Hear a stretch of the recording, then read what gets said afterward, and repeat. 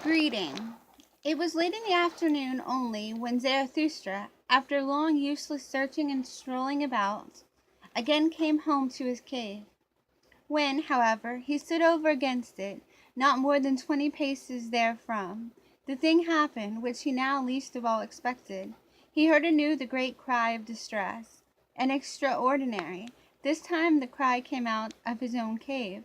It was a long, manifold, peculiar cry, and Zarathustra plainly distinguished that it was composed of many voices. Although heard at a distance, it might sound like the cry out of a single mouth. Thereupon Zarathustra rushed forward to his cave, and behold, what a spectacle awaited him after that concert! For there did they all sit together whom he had passed during the day, the king on the right and the king on the left, the old magician, the pope, the voluntary beggar, the shadow, the intellectually conscientious one, the sorrowful soothsayer, and the ass. The ugliest man, however, had set a crown on his head, and had put round him 2 purple girdles, for he liked, like all ugly ones, to disguise himself and play the handsome person. In the midst, however, of that sorrowful company stood Zarathustra's eagle, ruffled and disquieted, for it had been called upon to answer too much for which its pride had not any answer. The wise serpent, however, hung round its neck. All this did Zarathustra behold with great astonishment. Then, however, he scrutinized each individual guest with courteous curiosity, read their souls, and wondered anew. In the meantime the assembled ones had risen from their seats, and waited with reverence for Zarathustra to speak. Zarathustra, however, spake thus: Ye despairing ones, ye strange ones, so it was your cry of distress that I heard. And now do I know also where he is to be sought, whom I have sought for in vain today, the higher man. In mine own cave sitteth he, the higher man. But why do I wonder? Have not I myself allured him to me by honey offerings and artful lure calls of my happiness? But it seemeth to me that ye are badly adapted for company. Ye make one another's hearts fretful, ye that cry for help when ye sit here together. There is one that must first come, one who will make you laugh once more, a good jovial buffoon, a dancer, a wind, a wild romp, some old fool. What think ye? Forgive me, however, ye despairing ones, for speaking such trivial words before you, unworthy, verily, of such guests. But ye do not divine what maketh my heart wanton. Ye yourselves do it, and your aspect forgive it me. For every one becometh courageous who beholdeth a despairing one.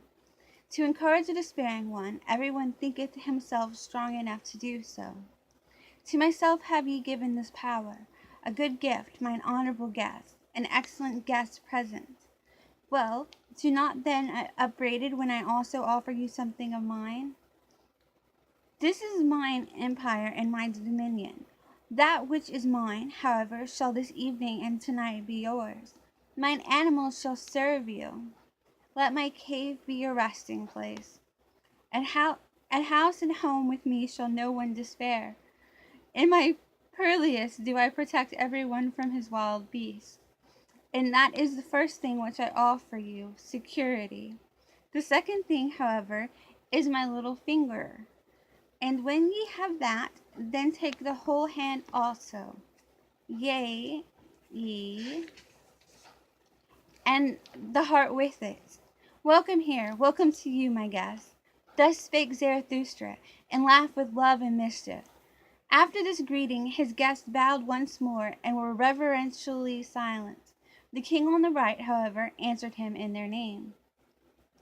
O Zarathustra, by the way in which thou hast given us thy hand and thy greeting, we recognize thee as Zarathustra, that hast humbled thyself before us, almost hast thou heard our reverence. How, however, could have humbled himself as thou hast done, with such pride, that uplifteth us ourselves, a refreshment is it to our eyes and hearts. To behold this, merely, gladly would we ascend higher mountains than this, for as eager beholders have we come. We wanted to see what brighteneth dim eyes. And lo, now is it all over with our cries of distress. Now are our minds and hearts open and enraptured. little is lacking for our spirits to become wanton. There is nothing, O Zarathustra, that groweth more pleasingly on earth than a lofty strong will. It is the finest growth, an entire landscape refreshing itself at one tree, at one such tree. To the pine do I compare him, O Zarathustra, which groweth up like thee, tall, silent, hardy, solitary, of the best, supplest wood, stately. In the end, however, grasping out for its dominion with strong, green branches, asking weighty questions of the wind, the storm, and whatever is at home on high places, answering more weightily, a commander, a victor. Oh, who should not ascend high mountains to behold such growths? At thy tree, O Zarathustra, the gloomy and ill-constituted also refresheth themselves. At thy look even the wavering became steady, and heal their hearts. And verily, towards thy mountain and thy tree do many eyes run today. A great longing hath arisen, and many have learned to ask, Who is Zarathustra?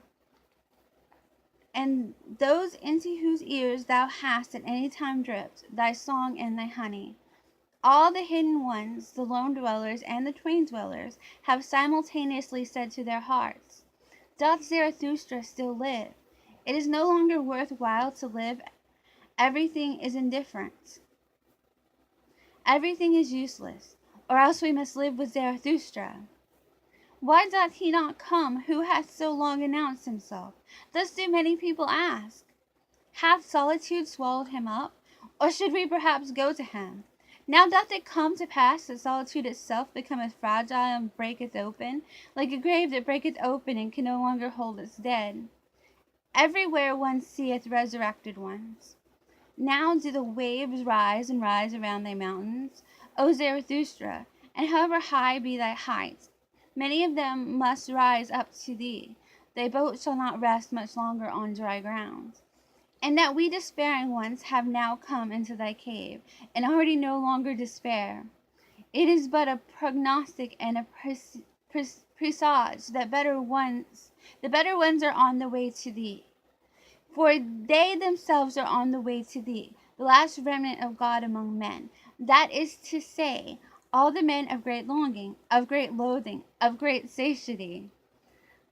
All who do not want to live unless they learn again to hope, unless they learn from thee, O Zarathustra, the great hope. Thus spake the king on the right, and seized the hand of Zarathustra in order to kiss it. But Zarathustra checked his veneration, and stepped back frightened, fleeing as it were, silently and suddenly into the far distance. After a light while, however, he was again at home with his guests, looked at them with clear, scrutinizing eyes, and said, My guests, ye higher men, I will speak plain language and plainly with you. It is not for you that I have waited here in these mountains. Plain language and plainly, good God, said here the king of the left to himself. One seeth he doth not know the good Occidentals, this sage out of the Orient.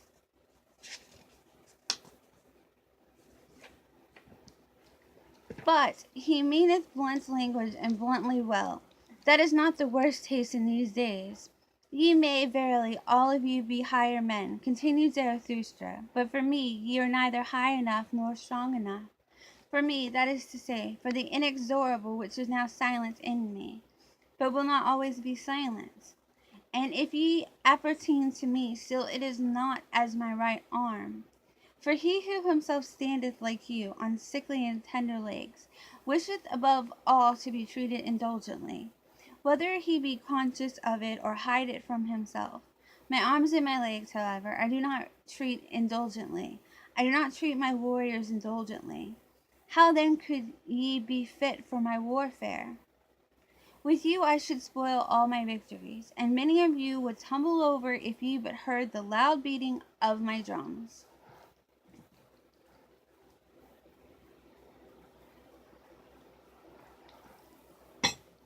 Moreover, ye are not sufficiently beautiful and well born for me. I require pure, smooth mirrors for my doctrines. On your surface even mine own likeness is distorted. On your shoulders presseth many a burden, many a recollection, many a mischievous dwarf squatteth in your corners. There's concealed populace also in you.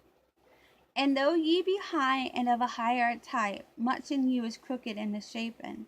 There is no smith in the world that could hammer you right and straight for me. Ye are only bridges. May higher ones pass over upon you. Ye signify steps, so do not upbraid him who ascendeth beyond you into his height. Out of your seed there may one day arise for me a genuine son in perfect air, but that time is distant. Ye yourselves are not those unto whom my heritage and name belong. Not for you do I wait here in these mountains, not with you may I descend for the last time. Ye have come unto me only as a presage that higher ones are on the way to me. Not the men of great longing, of great loathing, of great satiety, and that which ye call the remnant of God. Nay, nay, 3 times nay. For others do I wait here in these mountains, and will not lift my foot from hence without them.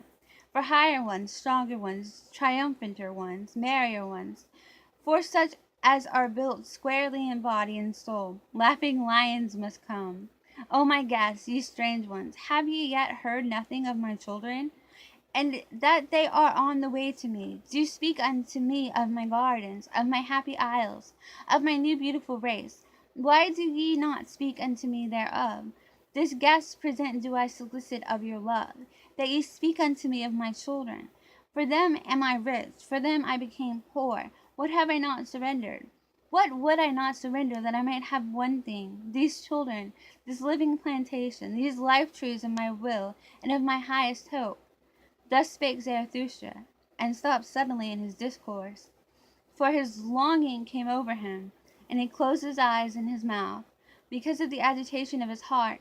And all his guests also were silent, and stood still and confounded, except only that the old soothsayer made signs with his hands and his gestures. Thus spake Zarathustra.